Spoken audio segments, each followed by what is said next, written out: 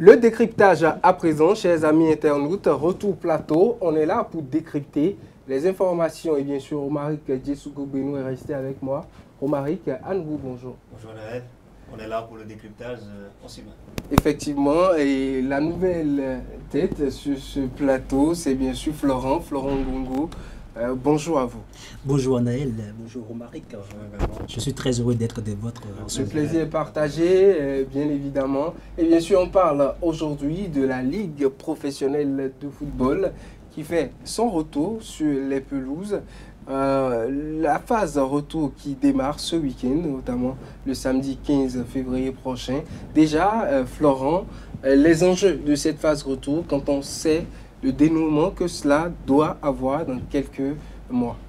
Déjà, il faut reconnaître que la phase aller a été vraiment palpitante et cette phase seconde sera décisive pour tous les clubs et c'est le moment de tout donner pour se rendre, pour pouvoir se qualifier à la Ligue 1, Ligue 2 ou soit Ligue 3 pour certains. Donc, ça sera également un moment décisif pour tous les joueurs, également pour tout le staff en quelque sorte. Donc il faut se donner à fond pour se mettre au pas. Se donner à fond pour se mettre au pas. Romaric, on sait déjà qu'il y aura cette répartition. C'est également un moment où les joueurs doivent peut-être s'illustrer pour savoir dans quelle division jouer dans les tout prochains mois.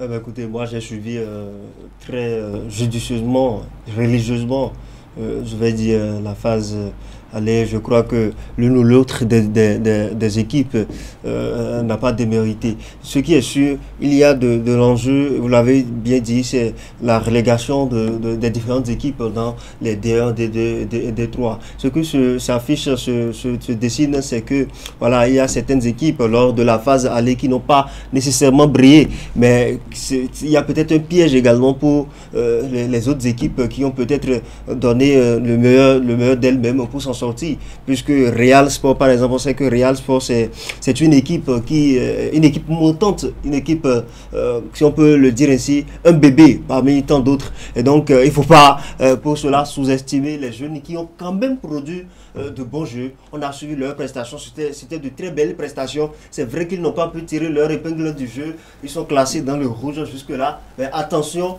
à ce qui va se passer. Ça peut revenir. Aucune équipe, aucune des formations n'a encore perdu. Et si on se rappelle bien de ce qui s'est passé avec les Dragons de Lomé lors de la saison passée, on a vu des Dragons qui ont tout donné. On s'attendait même à ce que Coton coupe les Chines face à cette équipe du Dragon qui a quand même tout donné pour s'afficher, nous a fait voir de bons jeux. Mais banalement, Dragon qui n'a pas pu s'en sortir. Dragon qui était le champion d'automne. On les avait auto-proclamés champions. C'est eux-mêmes. Et je crois que ça a joué mentalement peut-être sur les joueurs. Actuellement, l'orgueil d'une certaine façon, voilà, l'autosuffisance a conduit les actuellement, Dragon est encore en tête d'un groupe. Moi, je dis que rien n'est gagné, rien n'est perdu. Il faut travailler, c'est maintenant qu'il faut travailler. Quelles sont les équipes qui peuvent nous surprendre pendant cette phase retour, quand on sait que à Cotonou, on attendait voir plusieurs grandes équipes de toujours, comme l'AS Cotonou par exemple, qui se retrouve dans les tréfonds. Nous avons les équipes comme la Sobemap, deuxième qui gère bien. Coton Football Club se retrouve 5e. Nous avons à la 6e place Asvo. Beaucoup d'autres équipes sont là, qui se débrouillent. Quels sont les clubs qui peuvent nous étonner de par leur façon de jouer que vous avez déjà remarqué lors de la phase aller? Je pencherai plutôt sur Pontet FC, qui est à son actif du côté de la poule A. De la poule A, oui. Et qui a à son actif en ce moment Moussa Yarou, l'actuel, bon, je dirais, le plus décisif de la Ligue Pro. Pontet qui est à la fin de cette phase aller, 5e. Oui, voilà, 5e, oui.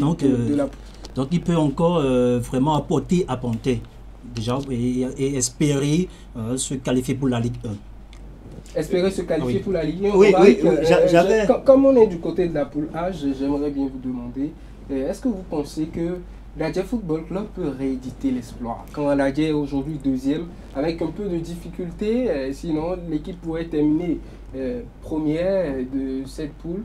Aujourd'hui, l'Adja est 2e. avec Dynamo d'Abomey et tous les adversaires que l'on connaît pour cette poule-là, est-ce que vous pensez que Dadje peut l'emporter encore, peut rééditer l'exploit?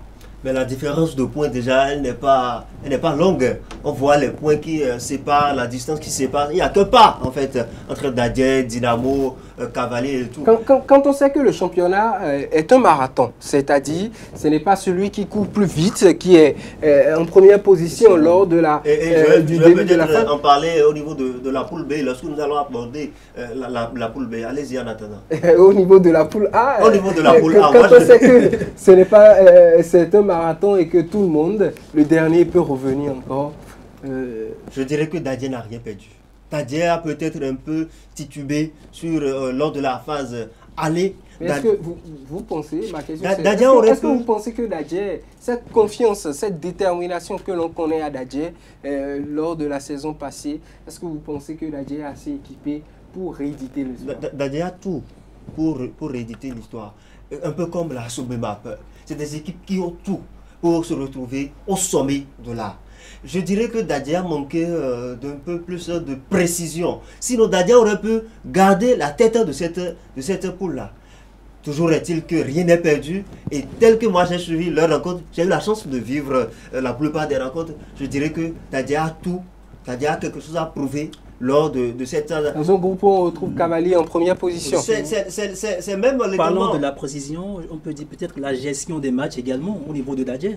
Parce que Dadje a un public fou derrière. Et également le latéral gauche Feliciano Moncho. Feliciano Moncho, impeccable. On a vu Dadje qui a encensé l'un des attaquants les plus décisifs. Si je peux parler de celui-là qui a inscrit plusieurs buts au niveau de la compétition africaine, c'est la Blaise. En quelque sorte, avec ces gars, Dadje pour la phase retour. Tout est permis. Tout est permis. Je dirais qu'une seule hirondelle ne fait pas le printemps. C'est vrai que Serassi a tout donné, on l'a vu. Il a fait le one-man show lors de cette compétition-là. Oui, mais est-ce que c'est Blaise seul qui va jouer? Non, on reconnaît que toute l'équipe met le plus décisif en quelque sorte devant les buts. Moi, je vais plutôt miser sur une synergie d'action pour que Dadje arrive réellement à s'en sortir. C'est un peu comme les gars de la vallée de l'Ouémé. Lorsque vous suivez leur production, lorsque vous suivez, c'est vrai qu'on n'a pas encore abordé la poule, mais lorsque vous suivez la production de la vallée de l'Ouémé, vous allez voir que c'est des gens qui ne jouent pas en solo, ils ne jouent pas en singleton, ils font tout pour évoluer selon le même objectif. Ils évoluent dans la même direction. Il n'y a pas de leader. On veut marquer, on veut gagner. Point. Si Dadje avait fonctionné de la sorte lors de la phase aller, je crois que Dadje aurait pu peut-être occuper la première place dans cette histoire. Maintenant, ce qui m'a étonné, c'est la brillante, le brillant résultat de Cavalier qui se retrouve à la tête. Personne ne s'y attendait. C'est comme Coton. On voit que Coton ne travaille pas, Coton est en train d'étudier. Vraiment, on voit Coton qui se retrouve dans les 10 premiers. Moi, au début de la phase aller, je ne m'attendais pas à voir une équipe... C'est quand même une équipe de Coton qui a tout approuvé. Non, mais leur c'est le 3 fois champion en titre. Donc forcément... Les trois premières rencontres, les 3 premiers matchs lors de la phase aller, moi je me suis dit que Coton va sombrer. Mais bizarrement, je les trouve dans les 10 premiers. Je me dis que peut-être que c'est ce qui s'est passé avec à Cavalier. Cause de l'expérience. Alors, Florent, au niveau de la phase de la poule B, que voyez-vous de surprenant? Qu'est-ce qui pourrait nous étonner? Qu'est-ce qui pourrait arriver en quelque sorte? Ce qui pourrait arriver, moi, je miserais plutôt sur Dragon de Lemay qui ne va pas commettre l'erreur de la saison dernière. Ouais. Dragon de Lemay va me tenir. Quels sont les atouts qui peuvent permettre au Dragon de conserver cette place quand on sait que Coton veut coûte que coûte la première place pour une compétition africaine, quand on sait que Sobemap avec Mathias Deguenon, c'est le carton plein, c'est des gars qui sont très déterminés sur leur terrain, quand on sait que l'Autopopo, c'est comme le lion blessé qui veut reprendre du poids de la bête, quand on considère tous ces enjeux-là, Dragon, qu'est-ce qui pourrait se passer? Dragon marqué 5 buts pour la phase aller. Et c'est la meilleure attaque dans la poule A et dans la poule B, autant pour moi. Et également, il y a le retour de leur gardien, Pressou, qui va terminer les 6 mois avec Dragon. Donc je pense qu'ils ont pratiquement tout avec eux. Il y a également le gars là, le attaquant vedette, j'ai oublié son nom. Je ne m'en souviens pas également. Bon, ils ont un attaquant très vedette là qui se donne vraiment à fond. Qui pourrait étonner. Oui, qui peut étonner. Déjà avec des 5 buts, en étant la meilleure attaque de la poule A, moi je pense que Dragon peut aller un peu la plus poule loin. B surtout. Ah oui. Et bon, n'oublions pas également JSO, oui. Non, la Ah oui, GSO a avec été... la meilleure défense en encaissant juste 6 buts. Oui, mais la GSO avec l'Ascension qui relègue directement la GSO dans... au niveau de la troisième division, Oui. Je pense que... Ils vont quand même se maintenir peut-être dans les 9 premières places, on ne sait jamais. non, la GSO est d'office reléguée en troisième division, c'est-à-dire Moi, je parlais de la GSP. La De la GSP, GSP, Voilà, pardon. oui, Ouais. GSP. La GSP. Donc la GSP qui a étonné, vous l'avez dit, qui... En encaissant juste 6 buts. En encaissant juste 6 buts. Ah oui. 6 buts. Vraiment, je suis impressionné, je n'ai jamais vu ça. Donc tout peut se passer au niveau de ces équipes, comme vous l'avez dit.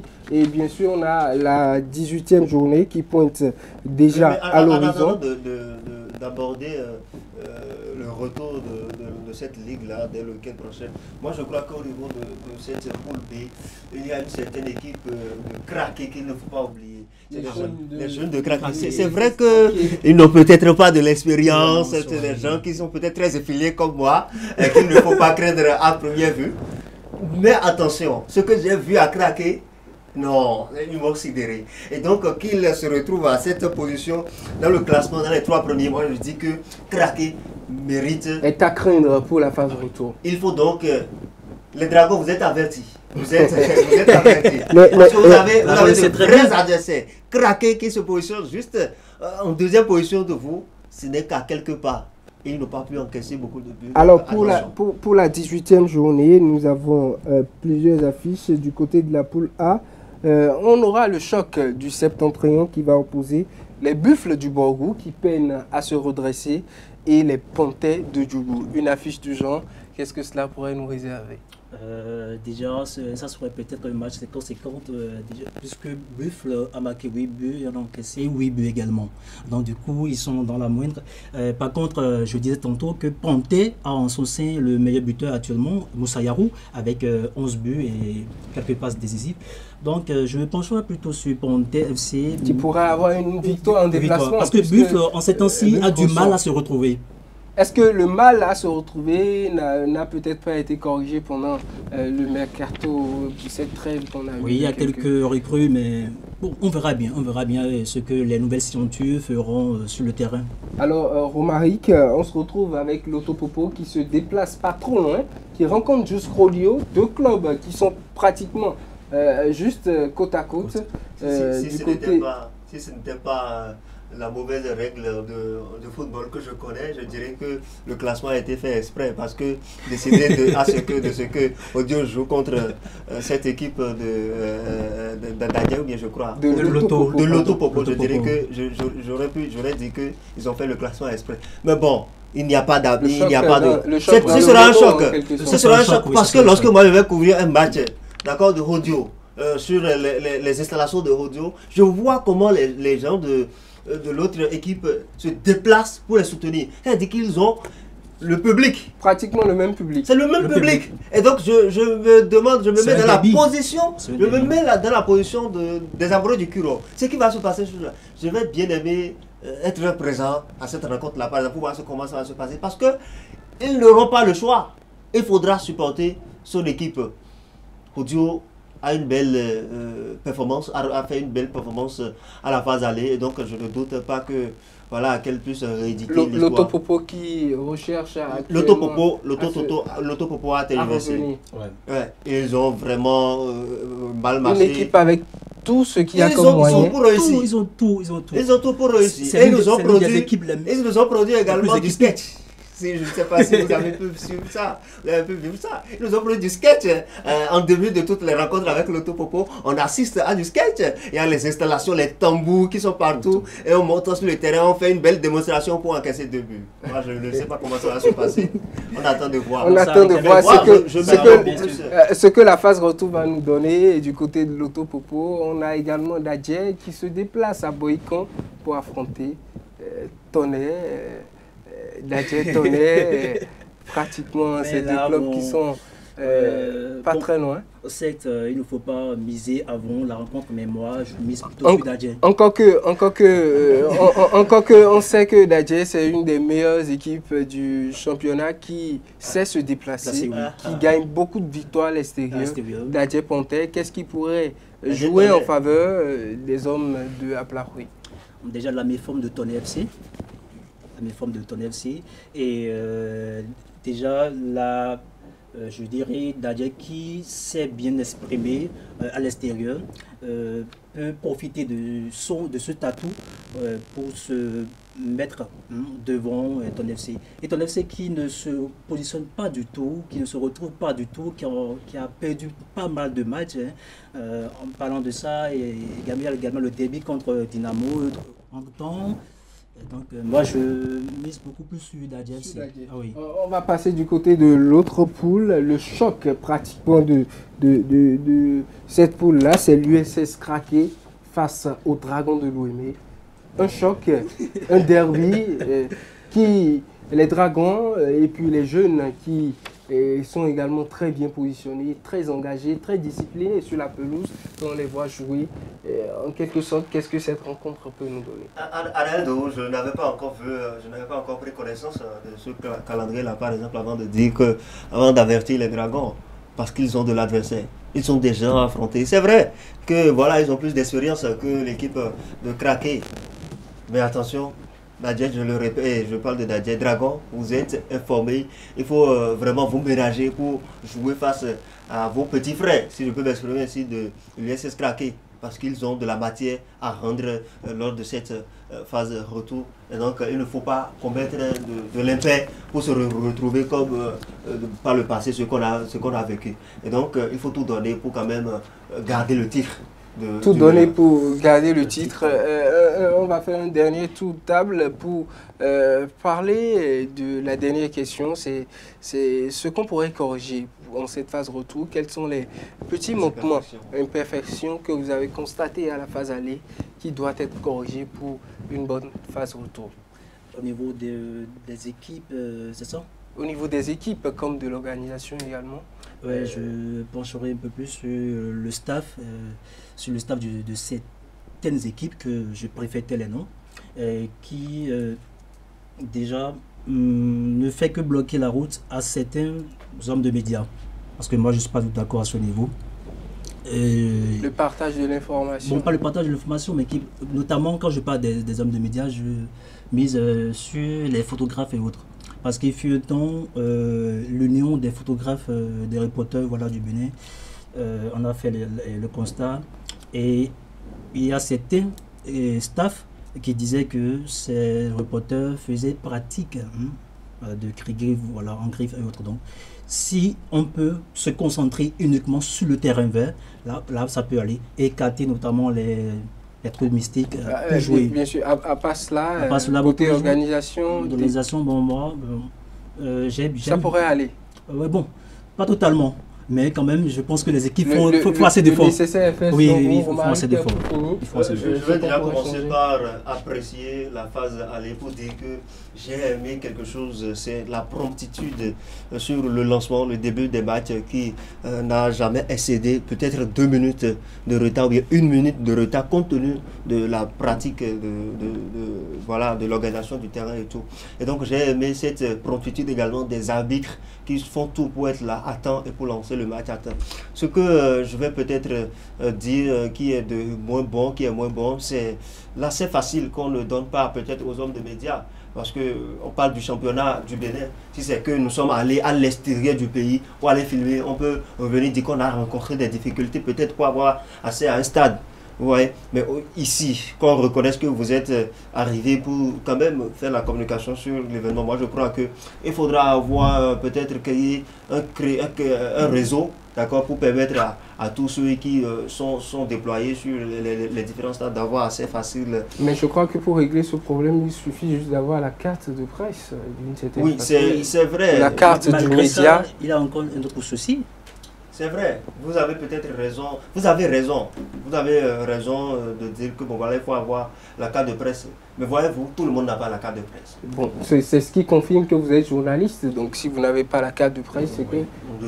De toutes les manières, il faudra revoir peut-être ce côté-là pour permettre la communication facile et ne pas sortir un résultat pour en sortir un autre. Ça mélange le compte rendu, le résumé, la communication qu'on doit passer autour. Parce qu'on veut tous hisser le blason de notre sport au plus haut niveau. Effectivement. Merci à vous Florent, merci Romaric, merci chers amis internautes, vous avez compris, le championnat, la Ligue professionnelle de football du Bénin reprend du service. On va se retrouver sur les différents stades et bien sûr on demande beaucoup de changements, l'accès facile aux hommes des médias, également la discipline sur les différentes pelouses, sur les différents stades, l'ordre en quelque sorte, l'organisation au niveau des équipes qui se déplacent. Il faut que les staffs, les directions des équipes puissent bien gérer le déplacement des joueurs, l'organisation des matchs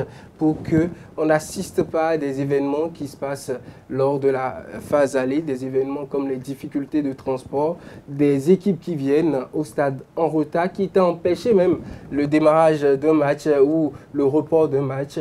On aimerait que tout cela s'arrête à la phase aller et que cela... Très rapidement, il y en a de ces coachs-là, de ces entraîneurs-là qui n'aiment pas parler. Parce que peut-être ils ont perdu la rencontre. Je vais aussi les éviter à voilà, pouvoir se livrer. Sur le plan international, même quand une équipe perd, on arrive quand même à s'exprimer. On arrive quand même à je ne sais pas pourquoi ils ont des difficultés. Quelques mots. Merci à vous Romaric pour ce rappel, chers amis internautes. C'est tout pour le décryptage de ce jour. On va se retrouver au prochain numéro pour d'autres décryptages. La première journée de la phase retour va démarrer et on va se retrouver pour décortiquer les rencontres et les affiches à venir également. Chers amis internautes, on se retrouve juste après le jingle pour la dernière partie de ce numéro de Sport Plus, le Focus.